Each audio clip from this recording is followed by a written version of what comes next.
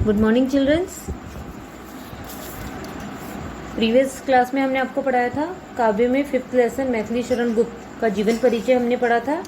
आज हम उनके लेसन को पढ़ेंगे। पंचवटी। क्लियर। प्रस्तुत रचना पंचवटी खंड काव्य से ली गई है। इसमें पंचवटी के प्राकृतिक सौंदर्य, लक्ष्मण की सेवा एवं कर्म भाव का सुंदर चित्र प्रस्तुत किया गया है। पूरे प्रसंग में कथा तत्व क्षीण है। पंचवटी में इसमें लक्ष्मण का भी आपको वर्णन मिलेगा। ठीक है। फर्स्ट है, ध्यान से सुनेंगे सभी। चारुचंद की चंचल किरणें खेल रही है जलथल में, स्वच्छ चांदनी बिछी हुई है अवनी और अंबर तल में।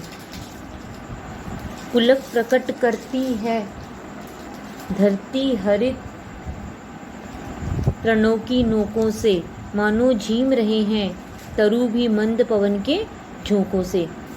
प्रस्तुत खंड काव्य में मैथिली शरण गुप्त जी ने कहा है कि चारुचंद की चंचल किरणें, चारुचंद्र मतलब चंद्रमा की जो चंचल किरणें हैं, खेल रही है जलथल में। चंद्रमा की चंचल किरणें जल और थल है ना, जल पानी और थल भूमि में खेल रही है, कीड़ा करती हुई प्रतीत हो रही हैं। स्वच्छ चांदनी बिछी हुई है अवनी और अंबर तल में, और चंद्रमा की जो स्वच्छ चांदनी है वह अवनी और अंबर तल में।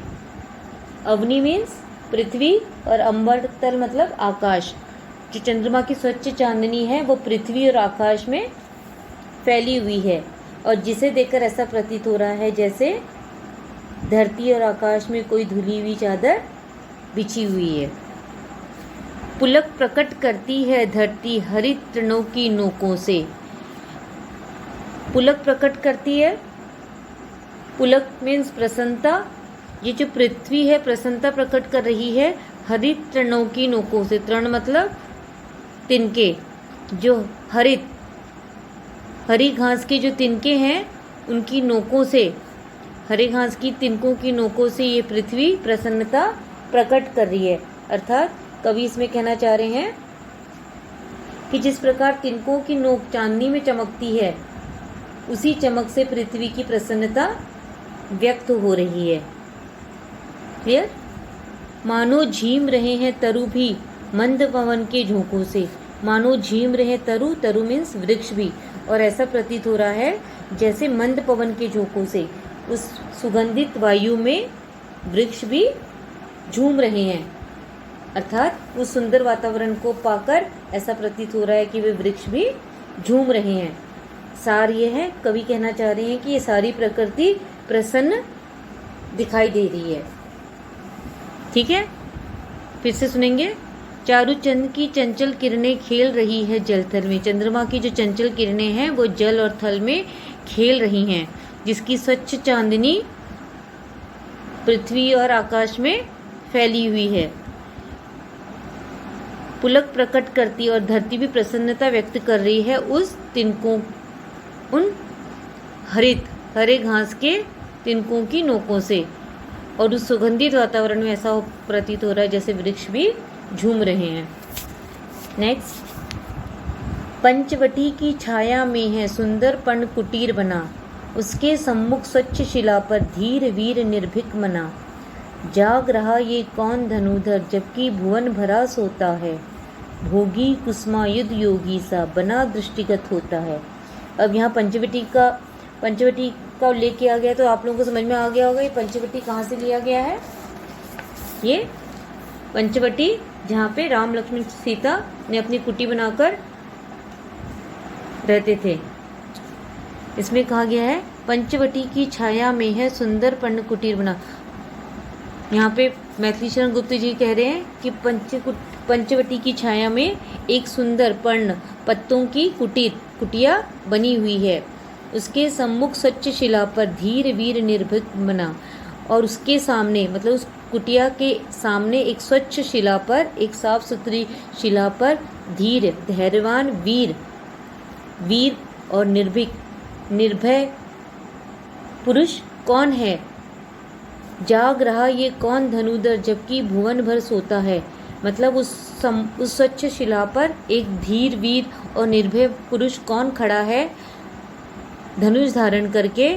जाग रहा ये कौन धनुधर, इस आधी रात के समय भी धनुष धारण करके ये कौन पुरुष है जो जाग रहा है उस समय जब सारा संसार सो रहा है।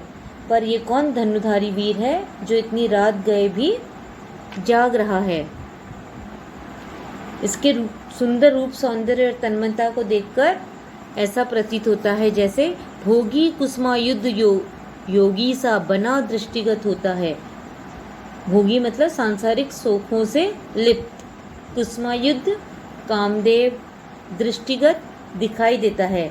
तो गुप्त जी कह रहे हैं कि ऐसा लगता है मानो भोगी कामदेव स्वयं योगी के रूप में यहाँ आकर बैठ गए हों। क्लियर हो गया।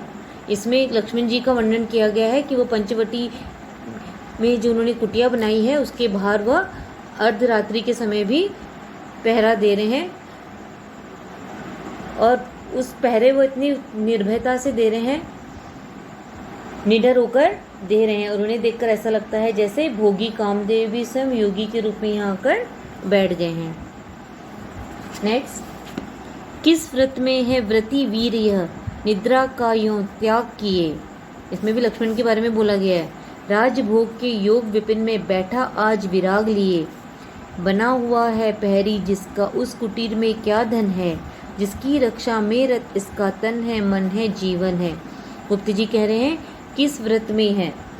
व्रत मीन्स नियम, वृत्ति नियम निष्ठ। इसमें लेखक कवि गुप्त जी कहना चाह रहे हैं कि ये वीर व्रत धारण करने वाला ये युवक अपनी नींद त्याग कर किस व्रत की साधना में लीन है। इसमें क्या कहा गया है कि वीर व्रत धारण करने वाला ये युवक अपनी नींद त्याग कर किस व्रत की साधना में लीन है। राजभोग के योग विपिन में, और उसे देखकर लग रहा है कि यह किसी राज का सुख भोगने के योग्य है, पर यह तो वैराग्य धारण कर जंगल में बैठा हुआ है। बैठा आज विराग लिए, आज वैराग धारण करके वन में बैठा हुआ है। बना हुआ है पहरी जिसका उस कुटीर में क्या धन है। गुप्त जी कह रहे हैं क्या उस कुटीर में ऐसा कौन सा धन है जिसकी रक्षा के लिए ये बड़ी तन्मयता से पहरा दे रहे हैं। जिसकी रक्षा में इसका तन है मन है जीवन है। उस कुटिया में जरूर ऐसा कोई धन है जिसकी रक्षा के लिए जिसकी पहरेदारी के लिए वो बड़ी तन्मयता से लगा हुआ है और उसकी रक्षा के लिए उसने अपना तन मन और जीवन भी समर्पित कर दिया है। बड़ी तन्मयता से वो उस कुटिया की रक्षा कर रहे हैं। क्लियर। नेक्स्ट, मृत्युलोक मालिन्य मेटने स्वामी संग जो आई है।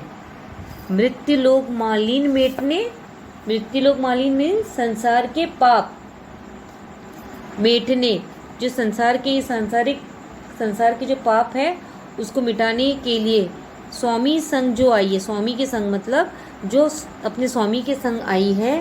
3 लोक की लक्ष्मी ने यह कुटी आज अपनाई है। 3 लोगों की लक्ष्मी साक्षात 3 लोगों की साक्षात लक्ष्मी अर्थात सीता जी अपने स्वामी राम के साथ इस कुटिया में रहने के लिए आई है। वीर वंश की लाज यही है, फिर क्यों वीर न हो पहरी। वीर वंश की लाज, गुप्त जी कह रहे हैं कि सीता जी है वो वीरों के वंश रघुवंश की प्रतिष्ठा है। यदि सीता जी की प्रतिष्ठा में कोई आंच आती है तो रघुकुल की प्रतिष्ठा पर भी धब्बा लगता है। इसीलिए लक्ष्मण उस कुटिया का पहरा बड़ी तन्मयता से दे रहे हैं। विजन देश है निशा शेष है, निशाचरी माया ठहरी। विजन अर्थात निर्जन, जहाँ कोई नहीं रहता है, निर्जन देश है। निशा शेष अर्थात रात्रि व्यतीत नहीं हुई है, अर्धरात्रि। निशाचरी राक्षस, मतलब ये कैसा देश है, निर्जन देश है। अतः रात्रि के समय जो निर्जन देश में मायावी राक्षसों से बचने के लिए लक्ष्मण उस कुटिया का पहरेदार बना हुआ है।